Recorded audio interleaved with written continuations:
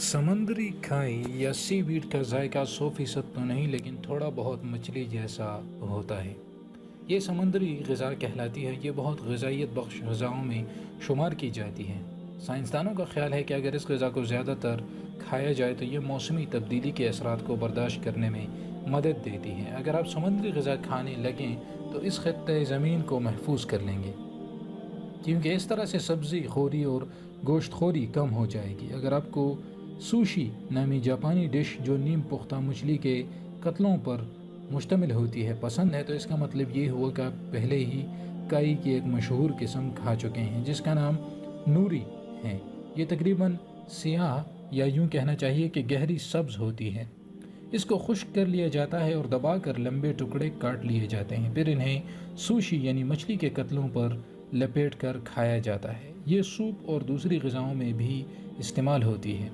اسے کھاتے وقت محتاط رہنے کی ضرورت ہے، اس لیے کہ خشک ہونے پر کھانے سے پیاس بہت لگتی ہے اور پانی نہ پینے سے جسم میں پانی کی کمی واقع ہو سکتی ہے۔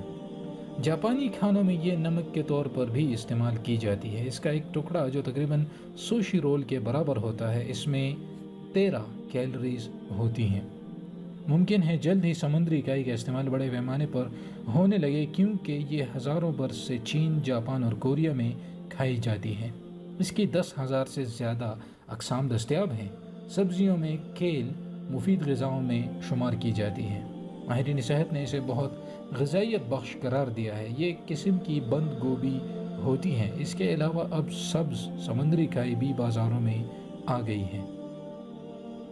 اس میں پروٹین، ریشہ اور فولک ایسڈ ہوتا ہے۔ تمام قسم کی سمندری کائیوں میں معدنیات کی خاصی مقدار ہوتی ہے، جس میں تانبا، آیوڈین، فولاد اور کیلشیم شامل ہیں۔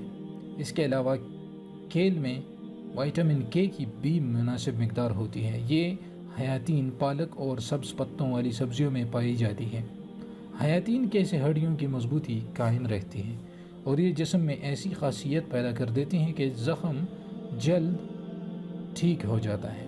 یہ 13 میں سے 4 ایسی لحمیات کی پیدائش میں مدد دیتی ہے جو شریانوں میں خون کی تھکوں کو ختم کرتی ہیں۔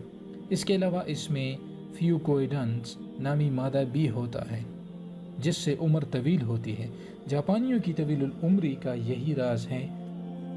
یہ آپ کی قوت مدافعت میں اضافہ کرتا ہے اور ہارٹ اٹیک کی سبب بننے والی بیماریوں کی روک تھام کرتا ہے اور عمر میں اضافہ کرتا ہے۔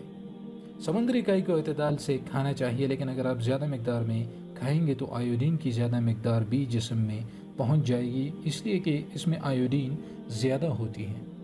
عام مچھلیوں کی طرح اس میں بھی ماحولیاتی آلودگی شامل ہو جاتی ہے، مثلاً کیڈمیم اور آرسینک، جس سے آپ کے جگر اور لبلبے کو نقصان پہنچ سکتا ہے۔ لہٰذا بہتر یہ ہے کہ آپ خود سمندر میں جا کر اس کی کائی کو نکالنے اور کھانے کی کوشش نہ کریں، بلکہ کسی کمپنی کی تیار کردہ کائی کھائیے۔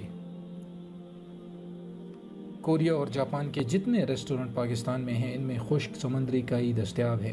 سپر مارکیٹوں میں بھی جہاں غیر ملکی مصنوعات مل جاتی ہیں، وہاں اگر آپ خشک سمندری کائی یا نوری کائی طلب کریں گے تو وہ بھی مل جائے گی۔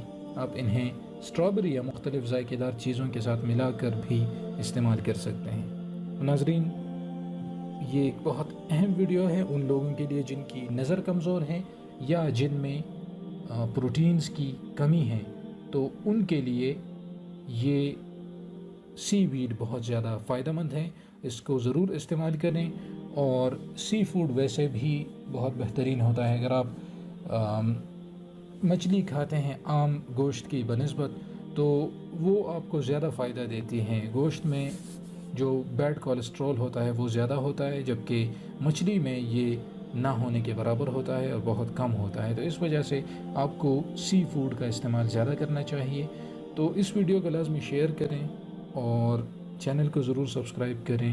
مجھے اپنی دعاؤں میں ضرور یاد رکھیے گا۔ اجازت چاہتا ہوں۔ اللہ حافظ۔